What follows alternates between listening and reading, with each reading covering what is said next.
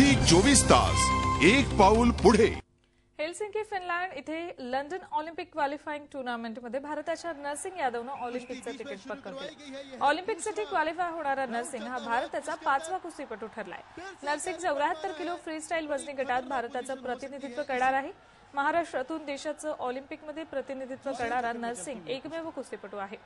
Narsing London ऑलिम्पिकसाठी qualify झाल्यानं त्याचे कोच जगमल सिंग यांनाही खूप आनंद झालाय। तसंच नरसिंगकडून त्याचे कोच असणाऱ्या जगमल यांनी मेडलची अपेक्षा व्यक्त केली असून नरसिंग यशस्वी होईल असा विश्वासही त्यांनी व्यक्त केलाय। या संदर्भात नरसिंगशी बातचीत केली आमचे क्रीडा प्रतिनिधी अमर काणे यांनी। महाराष्ट्राचा एकमेव पैलवान ऑलिम्पिकसाठी क्वालिफाय झाला है तो म्हणजे आपल्या मुंबईचा नरसिंग यादव।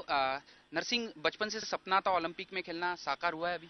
बिल्कुल जी, अभी बचपन से सोच कर रखा था कि मतलब जैसे छोटे थे तो टीवी वगैरह हम देखा करते थे, तो एक सपना था कि नहीं हम भी खेले ओलंपिक और वहाँ मेडल जीत के देश का नाम करे। तो अभी क्वालिफाई करके बहुत अच्छा लग रहा है। हेलसिंकी और भारत का अलग रिलेशन है। पहला इंडिविजुअल मेडल भारत को हेलसिंकी में मिला था और वो भी पहलवान थे खाशापाद यादव।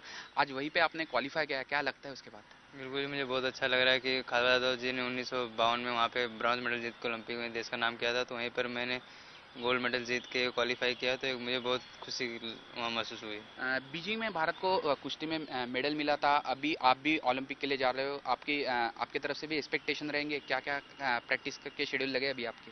बिल्कुल जी, जैसे कि अभी ओलंपिक मेडल जीतना एक बहुत बड़ी बात है, तो उसके लिए तैयारी भी बहुत अच्छी तरह करनी होगी। जिस तरह की हमारे जितने भी रेसलर हैं, मेरे प्रतिद्वंदी हैं, उनकी वीडियो वगैरह देख के और अच्छी मेहनत करके इस बार जाना है कि वहाँ से भी मेडल जीत के आऊँ। अभी तक सरकार ने क्या मदद की है आपको? बिल्कुल जी, पीछे जब मैं कॉमनवेल्थ गेम्स में गोल्ड जीता था तो सरकार ने मुझे बोला था कि वन क्लास अफसर की जॉब देंगे, तो फिर उसके बाद उनका कुछ पता नहीं चला, फिर वो अभी तक पूरा भी नहीं हुआ।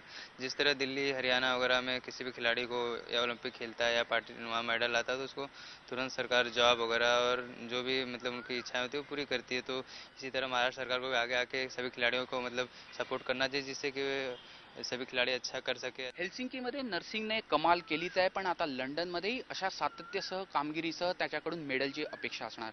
झी 24 ताससाठी व्हिडिओ जर्नलिस्ट वैभव जाधवसह अमर काणे, मुंबई।